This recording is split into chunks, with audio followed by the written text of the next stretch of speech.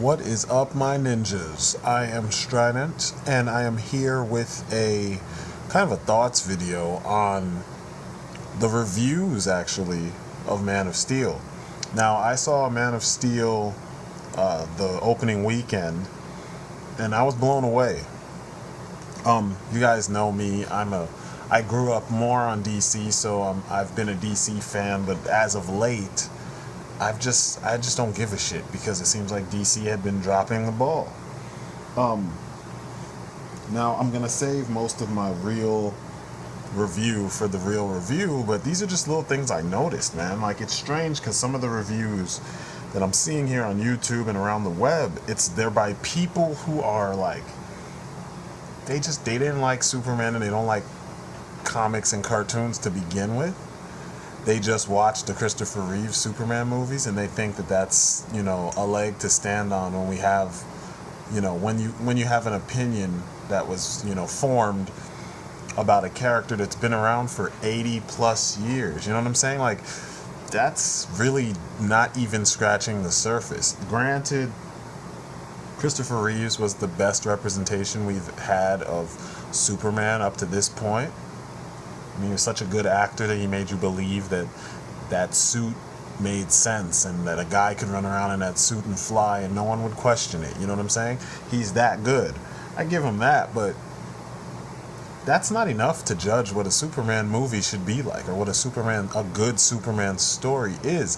And I'm seeing a lot of reviews where people, it's like they're trying to be all hipster and shit, and they're bandwagoning, It's going back to that generic, I can relate to Batman because he's human and he doesn't have powers, and it's like, yeah, that's the relatability myth. If you didn't go through psychotrauma like he did, intense psychotrauma like him, you really can't relate. I mean, realistically, people can't really relate to one another because we all have different experience. I mean, it's only when we have the same experience that we truly relate to one another. And this is coming from someone with a background in sociology and art therapy and various types of counseling and whatnot. This is what I've been doing for a number of years. So it's kind of strange hearing the reviews that I'm hearing. And then, it's just weird. I just, like, the movie is so well done and so it's fitting for a summer blockbuster, but I'm hearing people say it's not a summer blockbuster. It didn't really feel that good. Oh, and the one that really pisses me off, and it's not just about this movie, it's anything. It's good for what it is. It's a fucking movie. What kind of statement is that? That's one of those phrases that I hate with a passion. It needs to go somewhere and it needs to be fucking killed with fire and sent to the burning pits of hell and never used again, because it doesn't even make sense. I mean, what was it supposed to be? Something else? Well, it was good for what it is. Yeah, that's like looking at a girl's ass and saying, yeah, it's nice for what it is. It's a girl's ass. That's what it is. You know what I'm saying? It's like looking at a painting and saying, oh, it's good for what it is. It's a painting done in whatever style, about whatever subject matter, but it is still a painting. So, of course, it's either good or bad for what it is. So, I'm just kind of annoyed. If you remember, this exact same thing is what made me start doing reviews in the first place. I started doing reviews because I watched a couple poorly done reviews about Superman Batman Apocalypse, in which people said the movie sucked because Andre Braugher was the voice of Darkseid and not Michael Ironside. And I'm saying to myself, Mr. Ironside was amazing. He's got an awesome voice. For those of you who don't know who I'm talking about, this is Sam Fisher. It's Michael Ironside. He was Richter in Total Recall. One voice actor doesn't really kill it for the entire movie. If you have a preference, you have a preference, but you should be able to rate or review or come to a conclusion based on the entirety of the subject matter in front of you. You shouldn't be fucking telling people the whole thing was garbage because there was one piece that didn't fit your liking.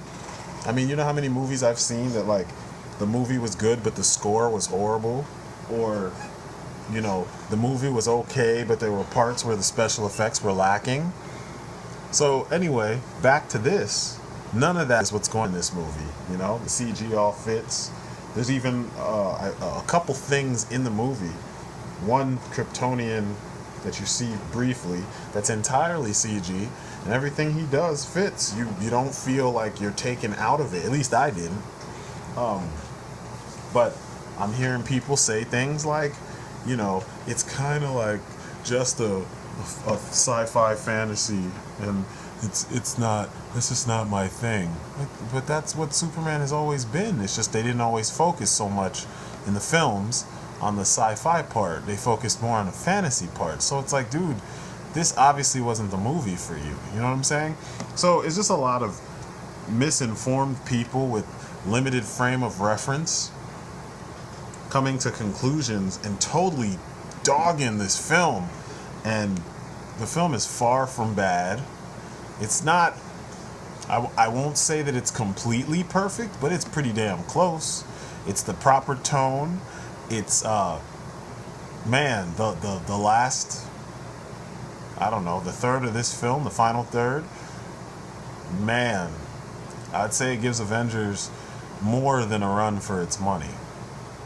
And this is one hero fighting several bad guys. So, I don't know. I don't get, I guess I do get it. It's cool to be all up Batman's ass right now, and be on Iron Man's ass right now. I mean, they've gone so far as to make Iron Man a household name now. And if you think about it, before Iron Man 1, he was still a C-list character, second tier. As far as comics go, we all knew who he was, but nobody really cared.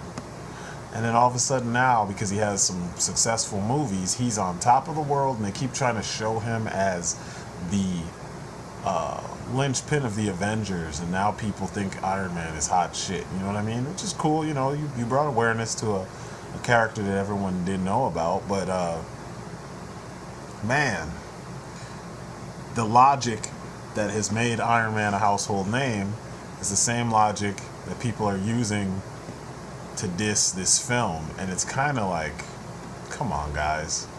If you're gonna diss the film, you know, at least have some, like, valid critiques, you know? I didn't like the acting. I didn't like the story. I didn't like the pacing. I didn't like the effects. You know, specific things. Don't sit here and just say, because you like Batman, or because you like Iron Man, this movie sucked. Or because it's Superman and he wasn't the cheesy Boy Scout in this film, the movie sucks. Like, come on. If you're gonna review. Anyway, like I said, my thoughts on the film, I was blown away. I was blown away by all the trailers to begin with, and I knew I was going to like this film when it came out. I love Zack Snyder's style. I just don't really like his, I didn't like his take on Watchmen, which he didn't write. So, you know, I didn't like the way it was written in movie form. It felt cold, and it felt like it missed a lot of the point. But, this movie is good. It's great.